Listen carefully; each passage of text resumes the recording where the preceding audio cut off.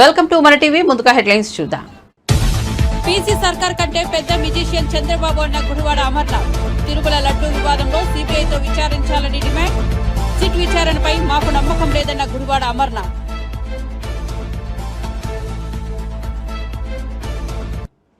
Tirumala declaration పై జగన్ వ్యాఖ్యలు. తీవ్రంగా స్పందించిన బండి సంజయ్. ఎవరి వద్ద సాంప్రదాయానికి సంబంధించి వారికి నిబంధనలు ఉంటాయన్న సంజయ్. జగన్ తన తండ్రి బాటలో నడుస్తున్నాడని విమర్శలు.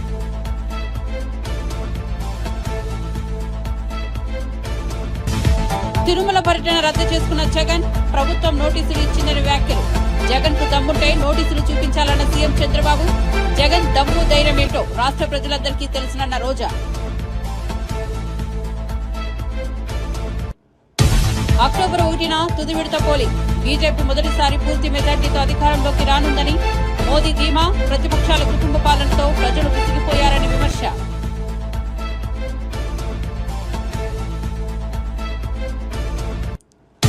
మంగళగిరిలో మీడియాతో మాట్లాడిన ఏపీ హోంమంత్రి. మాజీ సీఎం వైఎస్ జగన్ పై ధ్వజం. ఆయన తిరుమలకు రాకుండా ఆపే ప్రయత్నం చేయలేదని స్పష్టీకరణ. తిరుమలకు రావద్దని నోటీసులు ఇవ్వలేదన్న మంత్రి అనిత.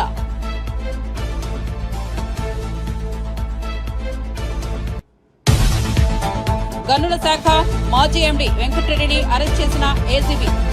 వెంకటరెడ్డి వంటి తీగలే కాకుండా పెద్ద డొక్కలు కదలాలన్న షర్మిల. అడ్డగోలుగా సహజ సంపదను దోచుకు తిన్నారంటూ ధ్వజం. అంబేద్కర్ యూనివర్సిటీ భూమిని ఫైన్స్ ఆర్ట్ వర్సిటీకి కేటాయించడంపై లేఖ.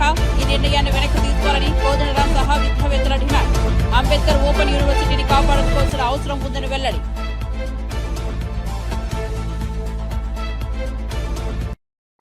ఇక వార్త వివరాల్లోకి వెళ్తే ఏపీ హోంమంత్రి వంగల్పూడి అనిత మంగళగిరిలోని టీడీపీ కేంద్ర కార్యాలయంలో మీడియాతో మాట్లాడారు. ఈ సందర్భంగా మాజీ సీఎం వైసీపీ అధినేత వైఎస్ జగన్మోహన్ రెడ్డిపై ధ్వజమెత్తారు. ఆయన్ను తిరుపతికి రాకుండా ఆపే ప్రయత్నం చేయలేదని, తిరుమలకు రావద్దని నోటీసులు కూడా ఇవ్వలేదని ఆమె స్పష్టం చేశారు. మాజీ సీఎం జగన్ ఇటీవల చాలా జిల్లాల్లో పర్యటించారని గుర్తు చేసిన మంత్రి ఎక్కడా ఆయన్ను అడ్డుకోలేదని చెప్పారు. శ్రీవారి లడ్డూలో కల్తీ వివాదాన్ని విచారించేందుకు సిట్ ఏర్పాటు చేయడాన్ని జగన్ తప్పుపట్టడం పట్ల అనిత మండిపడ్డారు. గతంలో ఆయన దగ్గర పనిచేసిన పోలీసులే సిట్లో ఉన్నారని గుర్తు చేశారు. తప్పు చేయకపోతే విజిలెన్స్ రిపోర్టుపై కోర్టుకు ఎందుకు వెళ్లారని ఆమె నిలదీశారు. వైసీపీ అధినేతకు తిరుమల వెళ్లే ఇష్టం లేకే ఇలా అర్ధాంతరంగా పర్యటన రద్దు చేసుకున్నారని మంత్రి ఆరోపించారు. టాపిక్ డైవర్షన్ కోసమే నోటీసుల గురించి మాట్లాడారని అన్నారు. తర్వాత బయటకు వచ్చి చంద్రబాబు నాయుడు గారి మీద ఎదురుదాడి చేయటం కూడా మనం చూసాం. తర్వాత వీళ్ళ తాలూకా వెనకత కో బ్యాచ్ ఉంటుంది కదా, ఒక భజన బృందం ఉంటుంది కదా, భజన బృందం బయటకు వచ్చి లేదు జగన్మోహన్ రెడ్డి గారు మెట్లు ఎక్కి వస్తారు తిరుమల తిరుపతి దర్శనానికి అని మాట్లాడారు. అది కట్ చేస్తే కాదు, నా కాలినడకని కాదు దర్శనానికి వస్తారు అన్నారు. ఇదంతా జరుగుతుంది. ఓకే, దర్శనానికి వస్తే రప్పించుదాము, కూర్చోబెట్టి అన్ని గౌరవ మర్యాదలు ఇచ్చి డిక్లరేషన్ మీద సంతకం పెట్టించుకొని అతన్ని తీసుకెళ్లి దర్శనానికి పంపిద్దామని చెప్పి ఆలయ అధికారుల దగ్గర నుంచి భద్రత దృష్ట్యా పోలీస్ డిపార్ట్మెంట్ వాళ్ళు అందరూ కూడా అతను రాటుకని ఆహ్వానించారు. ఆల్ ఆఫ్ సడన్ అతనికి ఇష్టం లేకనో లేకపోతే ఇంట్లోంచి బయటికి తల్లి చెల్లికి పట్టిన గతి పడతాదని భయం వేసో తెలియదు, కానీ ఆటోమేటిక్గా లాస్ట్ మినిట్లో అయితే నేను వెళ్ళట్లేదు అని చెప్తూ కుంటి సాకులు చెప్పే పరిస్థితి వచ్చింది. ఏంటా కుంటి సాకులు అంటే డైరెక్ట్గా బయటకు వచ్చి మాకు నోటీసులు ఇచ్చారు అన్నారు. అరే, పోలీస్ యాక్ట్ సెక్షన్ 30 అన్నది ఈరోజు చంద్రబాబు నాయుడు గారు తీసుకొచ్చింది కాదు.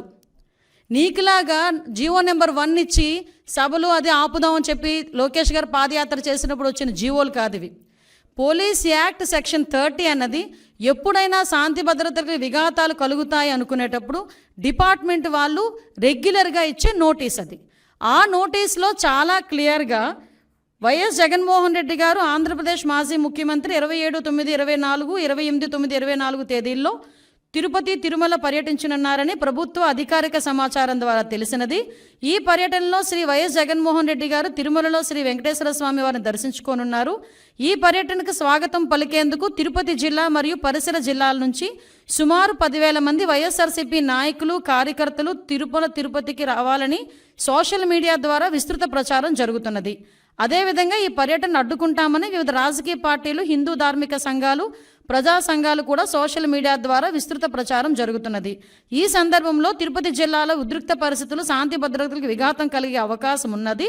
ఈ పరిస్థితుల వల్ల రాబోయే తిరుమల బ్రహ్మోత్సవాలు మరియు ప్రపంచవ్యాప్తంగా తిరుపతి తిరుమలకు వచ్చే యాత్రికులపై ప్రభావం చూపే అవకాశం ఉన్నది. అదేవిధంగా గౌరవ తిరుపతి జిల్లా సూపరింటెండెంట్ ఆఫ్ పోలీస్ వారు తిరుపతి జిల్లాలో సెక్షన్ 30 పోలీస్ యాక్ట్ను అమలు చేసి ఉన్నారు. కావున తిరుపతి జిల్లాలో ఎటువంటి ర్యాలీలు, సభలు, సమావేశాలు, భారీ జనసమూహాలు ముందస్తు అనుమతి లేకుండా జరుపుటకు నిషేధించబడినది.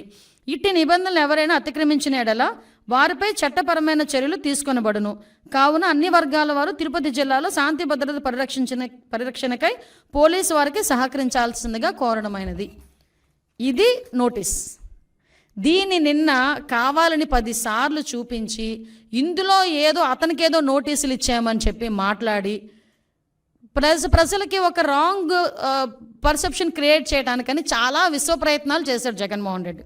నేనేమంటానంటే జగన్మోహన్ రెడ్డికి సూటిగా అడుగుతున్నా, జగన్మోహన్ రెడ్డికే కాదు వాళ్ళ తాలూకా నాయకులందరికీ కూడా, ఒక్క బైండ్ ఓవర్ అయినా మేము చేసామా?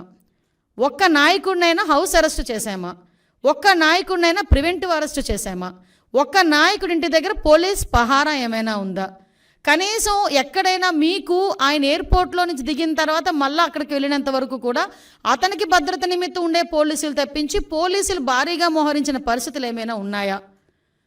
అంటే చాలా క్లియర్గా ఎందుకు మేము ఆ నోటీసులు కూడా ఇవ్వాల్సి వచ్చింది అంటే కేవలం అక్కడ బ్రహ్మోత్సవాలు జరుగుతున్నాయి, ఈ కల్తీ నెయ్యి మీద సిట్టు కూడా ఏర్పాటు చేయడం అయింది. ఒక పక్క నుంచి జగన్మోహన్ రెడ్డి మూసీలో గోదావరి నీళ్లు పారిస్తామని చెప్పిన రేవంత్ రెడ్డి పేద మధ్యతరగతి ప్రజల కన్నీళ్లు పారిస్తున్నారని బీఆర్ఎస్ ఎమ్మెల్యే హరీష్ రావు అన్నారు. ప్రభుత్వానికి పేదల ఆశీర్వాదాలు ఉండాలని, వారి గోసలు కాదని చెప్పారు. పేదల కన్నీళ్లపై అభివృద్ధి చేయడం ఏంటని ప్రశ్నించారు. మీ సోదరుడికి నోటీసులు ఇచ్చి పేదల ఇంటికి బుల్డోజర్లు పంపుతారా అని ప్రశ్నించారు. బీఆర్ఎస్ లీగల్ సెల్ ప్రతినిధులు మాజీ మంత్రి సబితా ఇంద్రారెడ్డితో కలిసి హైదరాబాద్ తెలంగాణ భవన్లో హైడ్రా బాధితులతో హరీష్ రావు సమావేశమయ్యారు. ఈ సందర్భంగా మాట్లాడుతూ పేదల ఇండ్లు కూల్చి మూసీపై పెద్ద భవనాలకు అనుమతి ఇస్తామంటున్నారని దుయ్యబట్టారు. బీఆర్ఎస్ ఎమ్మెల్యేల బృందం బాధితుల వద్దకు వస్తుందన్నారు. కేసీఆర్ పాలనలో ప్రజలను ఇబ్బంది పెట్టలేదని చెప్పారు. సీఎం రేవంత్ అనాలోచిత నిర్ణయాలతో పాలన చేస్తున్నారని విమర్శించారు. 100 రోజుల్లో 6 గ్యారంటీలు అమలు చేస్తామన్న అంశంపై దృష్టి సారించాలని హితవు పలికారు.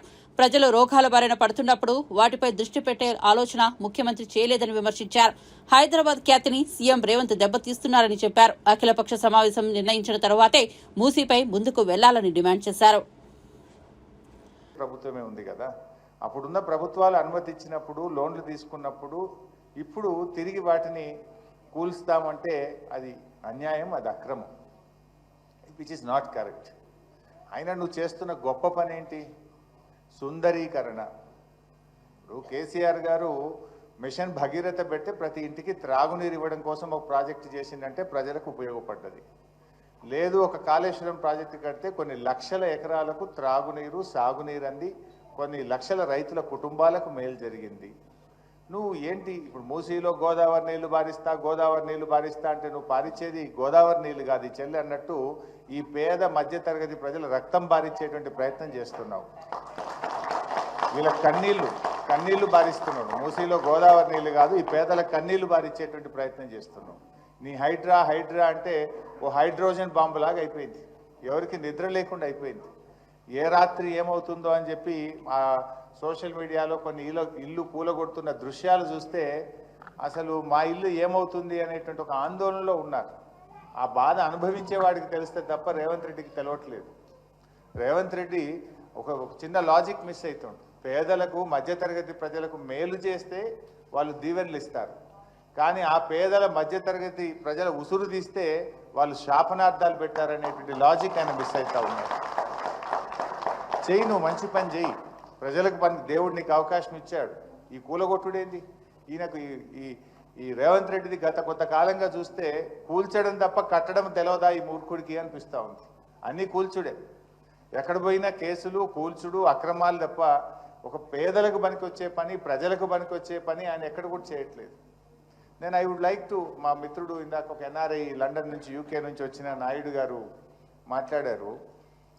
రాహుల్ గాంధీ గారిని కూడా నేను అడుగుతా ఉన్నా, బుల్డోజర్ రాజ్ అని చెప్పి ఆడపోయి ప్రచారం చేస్తున్నాడు. హర్యానాలో ఎన్నికలు జరిగేటువంటి చోట్ల బుల్డోజర్ రాజ్ నహీ చలేగా అంటుండు. फिर क्या हो रहा तेलंगाना में आज बुलडोजर का राज चल रहा है. राहुल गांधी जी ने क्या कर रहा है? तुम जाके उधर नॉर्थ इंडिया में भाषण दे रहे कि बुलडोजर राज नहीं चलेगा, लेकिन आज के तेलंगाना में तुम्हारा सीएम रेवंत रेड्डी बुलडोजर राज चला रहा. पहले इनको रोको, वहां भाषण देने से पहले तुम्हारा सरकार में, तो आपकी कांग्रेस सरकार में, जहां पर आज गरीब लोगों का मकाना गिरा रहे, यहां आके बुलडोजर को रोको तुम। यहां रोकने के बाद वहां बात करना, नहीं तो कोई आपको आपका बात को कोई मानने वाले नहीं रहते।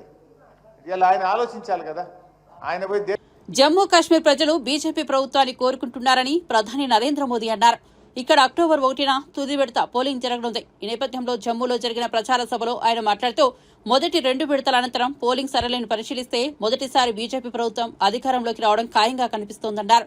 కాంగ్రెస్, దాని భాగస్వామ్య పార్టీ నేషనల్ కాన్ఫరెన్స్, మెహబూబా ముఫ్తీ సారథ్యంలోని పీడీపీ అవినీతిని, ఉగ్రవాదాన్ని పెంచి పోషిస్తున్నాయని ఆరోపించారు. 2 విడతల్లో ప్రజలు భారీగా తమ ఓటు హక్కును వినియోగించుకున్నారని తెలిపారు. బీజేపీ గెలుపు తథ్యంగా కనిపిస్తోందన్నారు. ప్రజల అభిమతంతో తొలిసారి జమ్మూ కాశ్మీర్లో ప్రభుత్వం ఏర్పడనుందన్నారు. బీజేపీని అధికారంలోకి తీసుకొచ్చే మంచి అవకాశాన్ని వదులుకోవద్దని సూచించారు. జమ్మూలో ఎన్నో ప్రసిద్ధ ఆలయాలు ఉన్నాయన్నారు. ప్రజా సమస్యలను పరిష్కరించడానికి బీజేపీ కృషి చేస్తోందన్నారు. मेरी आखिरी सभा है। मुझे बीते हफ्तों में जम्मू कश्मीर के अलग अलग हिस्सों में जाने का अवसर मिला है। जहां भी गया वहां भाजपा को लेकर अभूतपूर्व उत्साह दिख रहा है। जम्मू कश्मीर के लोग कांग्रेस, एनसी और पीडीपी के 3 खानदानों से त्रस्त है। लोग फिर वही निजाम नहीं चाहते जिसमें भ्रष्टाचार हो, नौकरियों में भेदभाव हो। जम्मू कश्मीर के लोग आतंक, अलगाव, खून खराबा अब नहीं चाहते हैं। यहां के लोग अमन शांति चाहते हैं। यहां के लोग अपने बच्चों का बेहतर भविष्य चाहते हैं और इसलिए जम्मू कश्मीर के लोग भाजपा सरकार चाहते हैं।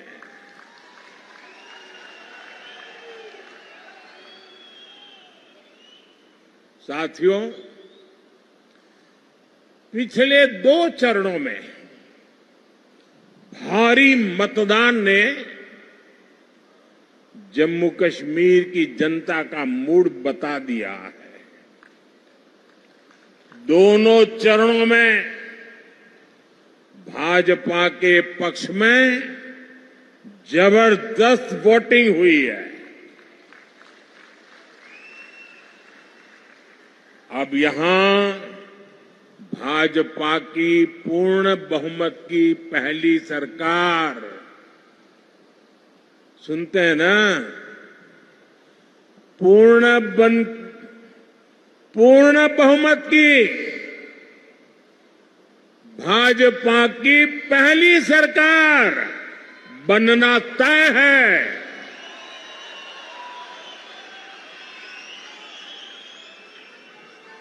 और साथियों, मैं विशेष रूप से इस जम्मू क्षेत्र के लोगों से आज कहना चाहूंगा कि जम्मू क्षेत्र के लोगों के लिए इतिहास में पहले कभी ऐसा मौका नहीं आया है जो इस चुनाव में आया है।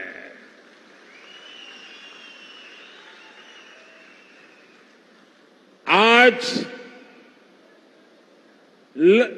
पहली बार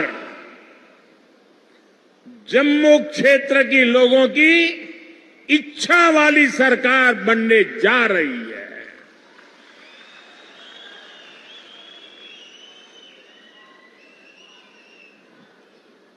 और ये तो मंदिरों की नगरी है। పీసీ సర్కార్ కంటే పెద్ద మెజిషియన్ చంద్రబాబు నాయుడు అంటూ ఏపీ ముఖ్యమంత్రిపై సెటైర్లు వేశారు మాజీ మంత్రి గుడివాడ అమర్నాథ్.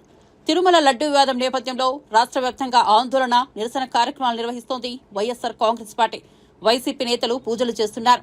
ఈ సందర్భంగా విశాఖలో మీడియాతో మాట్లాడుతూ మాజీ మంత్రి, వైసీపీ అధినేత గుడివాడ అమర్నాథ్ తప్పులు ఎవరు చేస్తారో వాళ్లే ప్రాయశ్చిత్తం చేసుకోవాలి.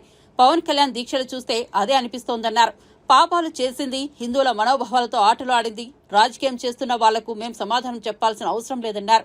అయితే సమయం వచ్చినప్పుడు నిజాలని బహిర్గతమవుతాయన్నారు.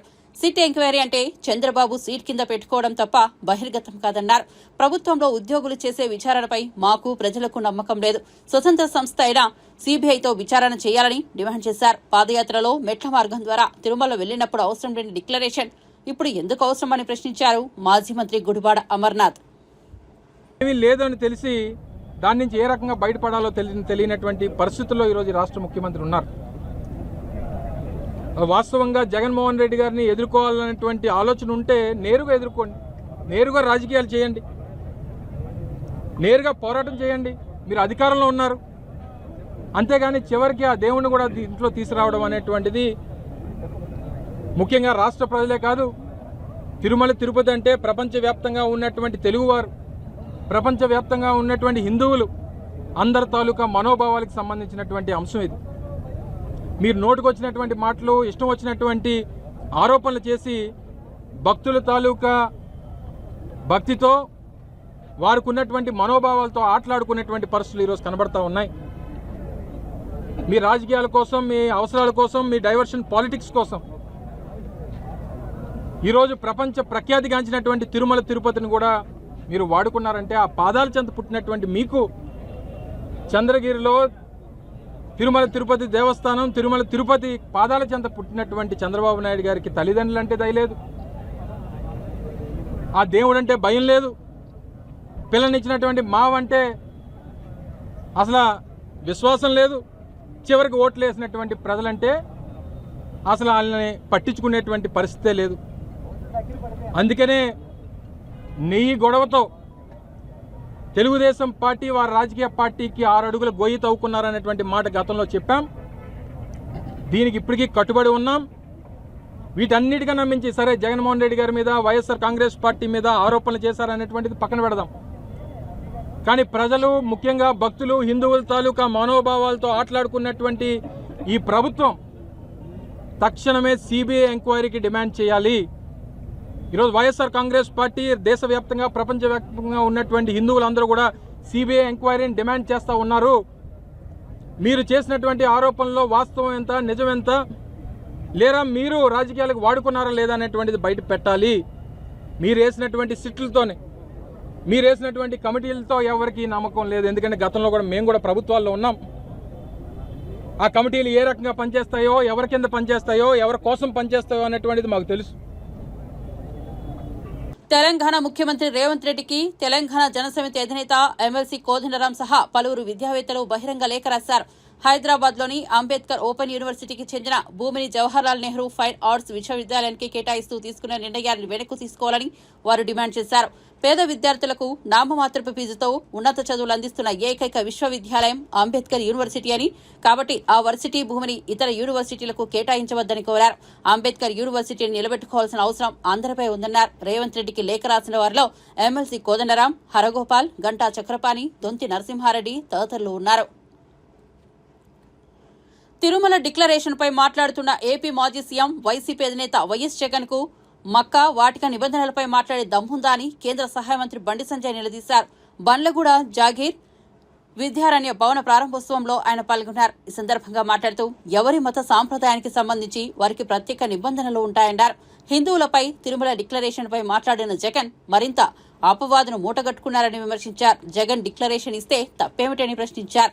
వైఎస్ రాజశేఖర రెడ్డి హయాంలో దళితులకు గుడి ప్రవేశం ఇవ్వలేదని, అదే ఇప్పుడు జగన్ ఫాలో అవుతున్నారని విమర్శించారు. మదరసాలపై మాట్లాడే అర్హత వైసీపీకి లేదన్నారు.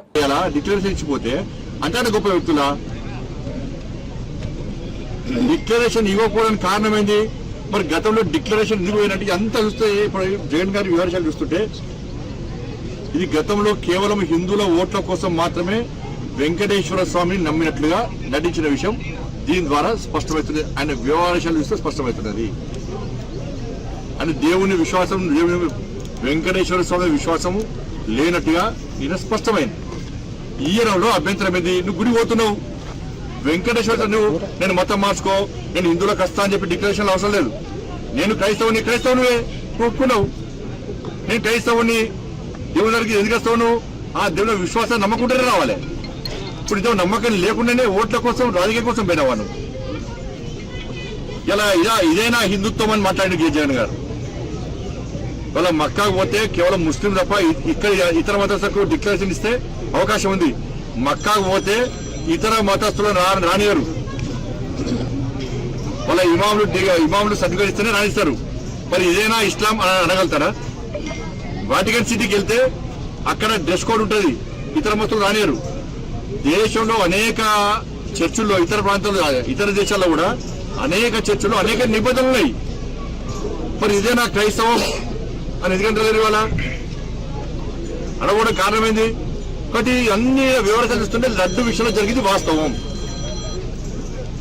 మన చంద్రబాబు నాయుడు గారిని, పవన్ కళ్యాణ్ గారిని ఆడి పోసుకుంటున్నటువంటి కొంతమంది కోనా చక్రాల వాళ్ళు మరి నేను జగన్ గారు మాట్లాడతాను ఎందుకు మాట్లాడతలేరు? ఇవాళ మాట్లాడడం కారణమైంది వాళ్ళ పార్టీ జనరల్ సెక్రటరీ పంది కొవ్వుతో బంగారాన్ని పోల్చడము, రాగి అని మాట్లాడము, మరి దాన్ని కూడా ఎందుకు ఖండిస్తలేరు అని ఎందుకు తెలియజేసుకుంటారు? అంటే హిందుత్వాన్ని వ్యతిరేకంగా ఎంత మాట్లాడితే అంత ప్రోత్సహించే ప్రయత్నం చేస్తున్నారు. దళితులు ఇలా దళితులు నిజమైన హిందువులు, హిందూ ధర్మ రక్షకులే దళితులు. తిరుమల తిరుపతి దేవస్థానం కులాలు చూడరు వాళ్ళు. ఈయన వెలుమన, ఈయన రెడ్డి, ఆయన కాప, ముదిరాజ, ఈయన ఎస్సీయా, ఎస్సీలో మాదిగన, మాలన, ఈయన ఎస్టీయా, ఈయన అగ్రవర్ణమా, పేదవర్ణమా కాదు. అన్ని వర్ణాలు, అన్ని వర్గాలు వస్తాయి వారికి. కులాలు చూడరు వాళ్ళు. జగన్మోహన్ రెడ్డి గారు కానీ, అంతమంది వాళ్ళ నాన్నగారు కానీ, అంతమంది కాంగ్రెస్ పార్టీ పాలనలో ఎంతమంది దళితులను దర్శనం చేసుకోకుండా ఆచార్య చెప్పాలి మరి. మనకు అనుమానం ఎందుకు వచ్చిందో అంటే ప్రత్యక్షంగా పరోక్షంగా మత మార్పులను ప్రోత్సహిస్తున్నారు. ప్రత్యక్షంగా పరోక్షంగా ఇలా మత మార్పులను ప్రోత్సహించే స్థాయికి దిగదానం ఇది మంచి పద్ధతి కాదు. దళితులు పక్క పోతారు. దళితులు నిజమైన హిందువులు, దళితులు ఎక్కడ దళితులు దళితులే హిందువులండి. కాబట్టి ఈ విషయంలో క్లారిటీ ఉండాలి. తప్పకుండా లడ్డు విషయంలో విషయాలు చెప్పాల్సిందే. ఇదే కానీ లడ్డు ప్రభుత్వాలు మారినాయి, మంచి నాణ్యతతో కూడా పవిత్రమైన లడ్డు ఇలా భక్తులకు అందిస్తున్నది టీటీడీ. భక్తులందరూ లడ్డును స్వీకరించాలి, 10 మంది పంచాలి. లడ్డు నిన్న కూడా నేను కరీంనగర్లో ఒక భక్తుడు పోయి లడ్డు చేసాక మా చుట్టూ పరిసర ప్రాంతాలు వచ్చిన నేను తిన్నా. లడ్డు విషయంలో ఇప్పటి నుంచి అపోహలు బంద్ చేయండి. గత ప్రభుత్వ హయాంలో అక్రమాలకు పాల్పడినట్లు ఆరోపణలు ఎదుర్కొంటున్న గనుల శాఖ మాజీ ఎండీ వెంకటరెడ్డిని ఏసీబీ అరెస్టు చేసిన సంగతి తెలిసిందే. దీనిపై రాష్ట్ర కాంగ్రెస్ అధ్యక్షురాలు వైఎస్ షర్మిల స్పందించారు. వైసీపీ ప్రభుత్వ హయాంలో జరిగిన గనుల దోపిడీకి సంబంధించి వెంకటరెడ్డి వంటి తీగలే కాకుండా పెద్ద డొంకలు కూడా కదలాలని పేర్కొన్నారు. ఆ పెద్ద డొంక ఏ ప్యాలెస్ లో ఉన్నా విచారణ జరపాలని డిమాండ్ చేశారు. 2,566 కోట్ల దోపిడీకి పాల్పడిన గనుడు వెంకటరెడ్డి అయితే తెర వెనుక ఉండి అన్నీ తానై 1,000 కోట్లు కొల్లగొట్టిన ఆ ఘనాపాటి ఎవరో రాష్ట్ర ప్రజలందరికీ తెలుసునని షర్మిల వివరించారు. వైఎస్సార్ కాంగ్రెస్ పార్టీ అధినేత మాజీ సీఎం వైఎస్ జగన్ తిరుమల పర్యటన వాయిదా పడడానికి ప్రభుత్వ కారణమన్నారు మాజీ మంత్రి అంబటి రాంబాబు. వైఎస్ జగన్ తిరుమల పర్యటన వాయిదా పడడంపై స్పందించిన ఆయన దీనికి ప్రభుత్వమే కారణమన్నారు. తిరుమలలో ఉన్న వాతావరణం ప్రజలందరూ గమనించారు. జగన్ పర్యటనకు అనుమతి లేదని పోలీసులు నోటీసులు ఇచ్చారు. అన్య మతస్థులు వస్తే డిక్లరేషన్ ఇవ్వాలని బోర్డులు పెట్టారు. జగన్ పర్యటన రద్దు అవగానే బోర్డులు తీసేశారని విమర్శించారు. ఇది వైఎస్ జగన్ పై కూటమి ప్రభుత్వం చేస్తున్న కుట్ర. గతంలో చంద్రబాబు ముఖ్యమంత్రిలాగా ఉన్నప్పుడు జగన్ తిరుమల దర్శనానికి వెళ్లారు, కానీ అప్పుడు అడ్డుకోలేదు. కానీ ఇప్పుడు మతాలు గుర్తుకొస్తున్నాయి. ఇలాంటి దుర్మార్గపు కార్యక్రమాలకు, రాజకీయాలకు దేవుణ్ణి వాడుకుంటే ఆ వెంకటేశ్వర స్వామి చూస్తూ ఊరుకోడని వ్యాఖ్యానించారు. జగన్ కు కుట్ర కుతంత్రాలు తెలియవు, నిజాయితీగా మాట్లాడమే తెలుసని తెలిపారు మాజీ మంత్రి అంబటి రాంబాబు. నారా చంద్రబాబు నాయుడు గారి మీద ఆయనకి కోపం వస్తే ప్రజలందరి మీద కోపం వస్తుందేమో నేను భయపడి, అయ్యా ఆయన మీదే మీరు కోపం తెచ్చుకోండి తప్ప ఈ రాష్ట్ర ప్రజలకు అది సంబంధం లేదని, అది అసత్యమని, ఎవరైతే తప్పు చేశారో వారిని మీరు ఒక కలియుగ దైవంగా మీరు శిక్షించాలని, అసత్యాల ప్రచారం చేసే వారి నోటికి తాళాలు వేసే విధంగా మీరు ఆజ్ఞాపించాలని మేము ఈరోజు ఈ దేవాలయంలో అందరం కలిసి ఇదే ప్రార్థనలు చేశామని మీ అందరికీ కూడా సవినయంగా మనవి చేసుకుంటున్నాను. తిరుమల తిరుపతి దేవస్థానానికి వెళ్ళి దర్శించుకునే కార్యక్రమాన్ని రద్దు చేసుకున్నారు. ఎందుకు రద్దు చేసుకున్నారో ఒక్కసారి పరిశీలించవలసినటువంటి అవసరం ఉన్నది.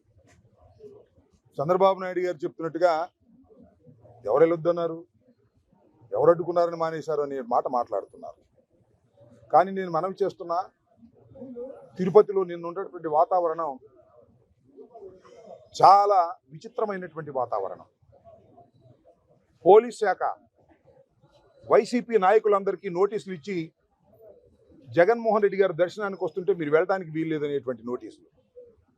దానిలో ఏమన్నారంటే జగన్మోహన్ రెడ్డి గారు తిరుపతి వస్తున్నారు, ఆ వచ్చేటటువంటి కార్యక్రమానికి ప్రభుత్వ అనుమతి లేదు అని స్పష్టంగా రాశారు. అవసరమైతే నేను చూపిస్తాను. అది పోలీసు వారు చేసినటువంటి కార్యక్రమం. రెండవ కార్యక్రమం ఏమిటంటే బీజేపీకి సంబంధించిన మన రాష్ట్రానికి సంబంధించని వారు కూడా అక్కడికి వచ్చి ప్రదర్శన చేయాలని జగన్మోహన్ రెడ్డి గారి కార్లు అడ్డుకోవాలనేటువంటి ప్రయత్నం, పోలీసులు వారికి సహకరించేటటువంటి ప్రయత్నం. కొండ మీద కొన్ని బోర్డులు పెట్టారు. ఏమని? అన్యమతస్థులు వస్తే డిక్లరేషన్ ఇవ్వాలి అని. నిన్న ఎందుకు పెట్టారు? మళ్ళీ నిన్న సాయంత్రం ఎందుకు తీసేశారు? జగన్మోహన్ రెడ్డి గారి కోసమే పెట్టారు కదా. అన్యమతస్థులు చాలా మంది వస్తారు, వాళ్ళందరూ డిక్లరేషన్ ఇవ్వాలని పెట్టాలి కదా. మళ్ళీ ఎందుకు తీశారు? జగన్మోహన్ రెడ్డి గారు రద్దు అయింది ప్రకటన అనగానే తీశారా? పెట్టాలి కదా. ఇది కుట్ర. పోలీస్ వ్యవస్థ, భారతీయ జనతా పార్టీ, తెలుగుదేశం, చివరికి జనసేన అందరూ కలిసి జగన్మోహన్ రెడ్డి గారిని మానసికంగా ఇబ్బంది పెట్టేటటువంటి కార్యక్రమం. అన్యమతస్థుడు రావడానికి వీల్లేదు. చంద్రబాబు నాయుడు ముఖ్యమంత్రిగా ఉన్నప్పుడు కూడా నేను మనవి చేస్తున్నా, ఇప్పుడు కాదు, చంద్రబాబు నాయుడు గారు ముఖ్యమంత్రిగా ఉన్నప్పుడు తిరుమల పర్యటన రద్దు చేసుకున్న జగన్ తనకు ప్రభుత్వ నోటీసులు ఇచ్చిందని చెప్పారు. అందుకు సీఎం చంద్రబాబు స్పందిస్తూ దమ్ముంటే ఆ నోటీసులు చూపించాలని జగన్ కు సవాల్ విసిరారు. దీనిపై వైసీపీ మహిళా నేత మాజీ మంత్రి రోజా స్పందించారు. జగన్ నిజమైన భక్తుడు, ఆయన మళ్లీ ఎప్పుడైనా వెళ్లి వెంకటేశ్వర స్వామిని దర్శించుకోగలరని స్పష్టం చేశారు. జగన్ దమ్ము ధైర్యమేంటో రాష్ట్ర ప్రజలందరికీ తెలుసునని అన్నారు. తప్పు చేసి దబాయిస్తే అది నిజమవుతుందని చంద్రబాబు భావిస్తే అది ఆయన భ్రమేనని విమర్శించారు. ప్రజలను మాయ చేసినట్టు శ్రీవారిని మోసం చేయడం కుదరదని చంద్రబాబు తెలుసుకోవాలని పేర్కొన్నారు. పీసీ సర్కార్ కంటే పెద్ద మ్యూజిషియన్ చంద్రబాబు అన్న గుడివాడ అమర్నాథ్. తిరుమల లడ్డూ వివాదంలో సీబీఐతో విచారించాలని డిమాండ్. సిట్ విచారణపై మాకు నమ్మకం లేదన్న గుడివాడ అమర్నాథ్.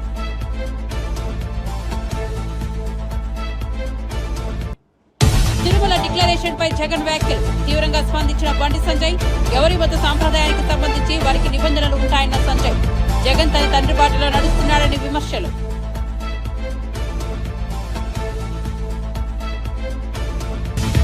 తిరుమల పర్యటన రద్దు చేసుకున్న జగన్, ప్రభుత్వం నోటీసులు ఇచ్చిందని వ్యాఖ్యలు. జగన్ కు దమ్ముంటే నోటీసులు చూపించాలన్న సీఎం చంద్రబాబు. జగన్ దమ్ము ధైర్యమేంటో రాష్ట్ర ప్రజలందరికీ తెలుసునన్న రోజా. అక్టోబర్ 1న తుది విడత పోలింగ్. బీజేపీ మొదటిసారి పూర్తి మెజార్టీతో అధికారంలోకి రానుందని మోదీ ధీమా. ప్రతిపక్షాల కుటుంబ పాలనతో ప్రజలు విసిగిపోయారని విమర్శ.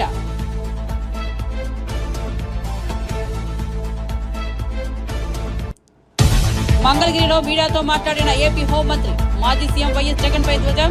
ఆయన తిరుమలకు రాకుండా ఆపే ప్రయత్నం చేయలేదని స్పష్టీకరణ. తిరుమలకు రావద్దని నోటీసులు ఇవ్వలేదన్న మంత్రి అనిత.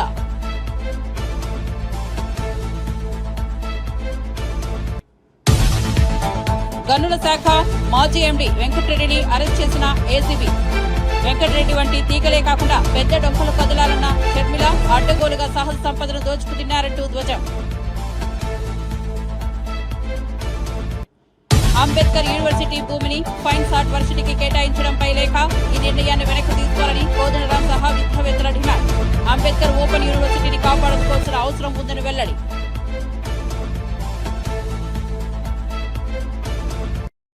మరిన్ని అప్డేట్స్ కోసం చూస్తూనే ఉండండి మన టీవీ.